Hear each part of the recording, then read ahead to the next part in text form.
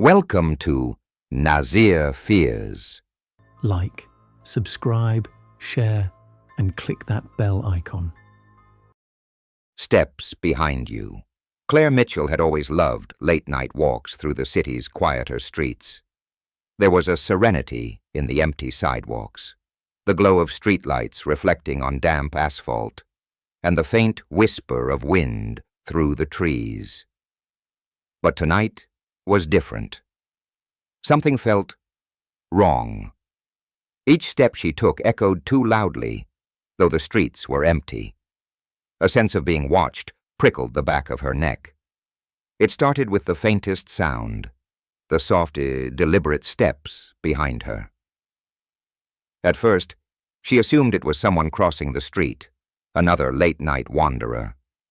But when she glanced over her shoulder, no one was there. Her pace quickened, but so did the steps, matching her stride. Every turn, every corner, every alleyway she passed brought the same unsettling echo. The footsteps never faltered, never stopped. Claire's heart pounded as shadows stretched unnaturally along the lamplit streets. A figure seemed to flicker in her peripheral vision, tall, faceless, yet undeniably humanoid. She blinked, and it was gone. She tried to convince herself it was exhaustion, imagination, or the city's nocturnal tricks. But the steps, they were real, and they were following her. As the night deepened, the city seemed to change. Streetlights flickered, alleys elongated impossibly, and reflections in puddles showed distorted images. Her own silhouette elongated, warped, sometimes with shadows that moved independently. Each reflection revealed faceless shapes standing behind her, frozen yet breathing. Claire's fear grew, twisting into paranoia. Every sound, distant car engines, the rustle of leaves, was amplified, and every empty corner seemed to hide watching eyes. She ducked into a narrow passage, hoping to lose whatever haunted her. The walls closed in unnaturally, corners sharper than reality should allow. The footsteps were louder here, echoing as if inside her own mind. Claire's breath came in ragged gasps. A low whisper curled into her ear, unintelligible but filled with malice. She spun around. Nothing. But the sensation of faceless eyes on her remained. Hours, or what felt like hours, passed. Streets twisted, hallways appeared between buildings where none had existed. Shadows moved with purpose, guiding her, corralling her. Claire felt the line between waking and dream blur. Her own footsteps became indistinguishable from those following her, yet she could feel the presence of something patient, relentless, waiting. In one alley, she stumbled upon a cracked mirror leaning against a wall. Her reflection moved wrong, lagging behind her, faceless, stretching, as if mocking her form. From the mirror, shadowy tendrils reached out, brushing her perception, whispering forgotten fears, childhood regrets, and nameless horrors. Panic consumed her as she realized these were not hallucinations. Her mind was being read, manipulated, tormented. Claire ran, corners bending impossibly, the city folding around her. Faceless, entities emerged from reflections, pools of darkness forming humanoid silhouettes. Each step, each turn, only deepened her entrapment. The streets were infinite, and yet familiar, looping back as if the city itself had become a predator. Her awareness began to fracture. She could feel multiple versions of herself in every reflection, each screaming silently, trapped in the liminal spaces of shadows.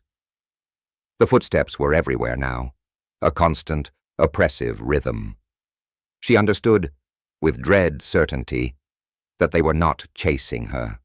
They were her own fears, her own recognition, her own consciousness, made real and sentient.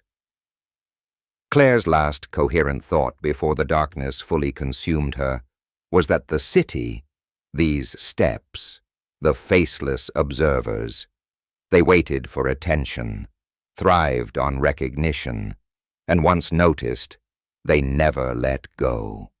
She vanished into the shadows, leaving only echoes of footsteps behind her, whispering into the empty streets for the next unwary soul. Claire Mitchell had always considered herself brave, or at least sensible, but nothing could have prepared her for the night that would fracture reality itself. The city had always seemed alive to her imagination, but tonight it was awake, aware, and malevolent. She walked briskly, boots striking wet asphalt as rain began to fall, soft at first, then heavy, soaking her coat. Each drop seemed amplified in the silence of deserted streets, each echo bouncing strangely off the walls.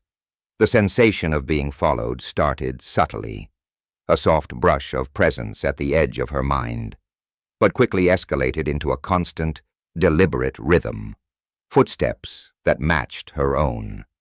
She glanced over her shoulder. Nothing, just the slick pavement, dim lampposts, and empty alleyways. She quickened her pace. So did the steps behind her. Panic surged. Claire turned a corner sharply, and for a moment the street seemed normal, as if reality had corrected itself. But then shadows deepened unnaturally in the lamplight, folding into shapes that shouldn't exist. The faceless figure appeared again in her peripheral vision, tall, humanoid, impossibly thin, without features, watching. Each blink made it vanish, only to reappear in another corner, always behind her, always following. She tried to rationalize it. Perhaps someone was playing a cruel prank, or exhaustion was clouding her mind. But no rational explanation could account for the way the streets themselves seemed to bend. Alleyways stretched impossibly long, staircases led to nowhere, and reflections in puddles revealed versions of herself that moved independently, sometimes faceless, sometimes twisted, mimicking her fear. The city had become a trap, a living maze designed to feed on recognition. Hours passed, or what felt like hours. Time itself seemed fractured. Streetlights flickered, elongating shadows and turning familiar buildings into alien architecture. Claire stumbled, tripping over a raised sidewalk slab that was not there before. When she rose, the street behind her looped impossibly back, showing her the same corner she had passed 10 minutes ago. Or was it an hour? The footsteps remained, now omnipresent, echoing not just in the streets, but inside her mind. Each step that she took, each heartbeat, was mirrored. Each acknowledgment strengthened the entity, making escape impossible. In one narrow alley, she glimpsed a cracked mirror leaning against a wall. Her reflection moved strangely, lagging behind her, faceless, distorted, mocking her terror. Tendrils of darkness emerged from the surface, brushing her perception, whispering incoherent words that resonated directly in her skull. Forgotten childhood memories, nameless fears, and every private regret were amplified, intensified, fed into a conscious, malevolent force. Claire realized she was being observed, studied, consumed, not physically, but psychologically. She turned a corner and found herself in a courtyard that had not existed moments before. The cobblestones reflected faint glowing cracks, veins of light tracing patterns that pulsed like veins of some subterranean creature. Faceless figures emerged from the shadows of doorways and alley entrances, moving fluidly, their limbs bending in ways impossible for flesh and bone. They advanced without sound, yet she could feel the oppressive pressure of their attention. The footsteps were louder here, echoing, multiplying, forming a rhythm that matched the pulse in her temples. Claire tried to run, but the streets twisted around her, folding back on themselves. A lamppost flickered and revealed more reflections in the puddles, infinite versions of herself, all faceless, all screaming silently, trapped in spaces between dimensions, spaces created by the entity that stalked her. Each reflection seemed aware, each copy screaming for recognition, begging, warning, yet powerless. Her panic became a feedback loop, feeding the entity. Every fear she acknowledged gave it more substance. It wasn't chasing her. It was creating her reality, bending it to feed on the awareness of her terror. Every step she took was not movement, but submission. The faceless entities grew more solid, forming shadows that reached from walls, floors, and ceilings, coiling around corners, probing her consciousness. Rain continued to pour, dripping from impossibly high rooftops that bent and twisted unnaturally. Alleyways became labyrinthine, corridors between buildings appearing where none existed before. Reflections in glass surfaces multiplied endlessly, each showing faceless figures creeping closer. She screamed, but sound was meaningless. The city absorbed it, folding it into the entity's awareness, turning her own voice into fuel. Claire felt herself fracturing. Her sense of time, space, and identity blurred. She could see multiple versions of herself in reflections, each trapped in an endless cycle of fear. Tendrils of darkness brushed against her mind, forcing memories to surface, creating a tapestry of psychological torment. Shadows were no longer just shapes. They were sentient, aware, responding to her recognition and anticipating her actions. A faceless entity emerged fully from a mirror in an alleyway, taller than any human, limbs flowing like liquid ink, eyes glowing faintly.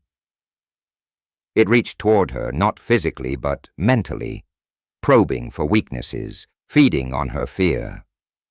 Claire screamed again, turning and running blindly through streets that now appeared infinite. Every turn, every alley, led her back to the same points, the same shadows, the same oppressive presence. Time became meaningless. Seconds stretched into eternities, reflections multiplied infinitely, and shadows bent space to surround her. She could feel herself being absorbed, not into a body, but into the consciousness of the entity. Her own recognition, the acknowledgment of its existence, was the final step that completed the connection. By the final moment, Claire's awareness splintered completely. Faceless versions of herself merged with the entity, joining an endless chorus of lost souls. The footsteps continued echoing through the streets, a rhythm of awareness and fear, ready for the next person foolish enough to wander alone at night. The city returned to silence outside, appearing empty, mundane, and harmless. But inside, the entity waited, patient, eternal, and insatiable. Steps behind you was not a ghost, not a curse.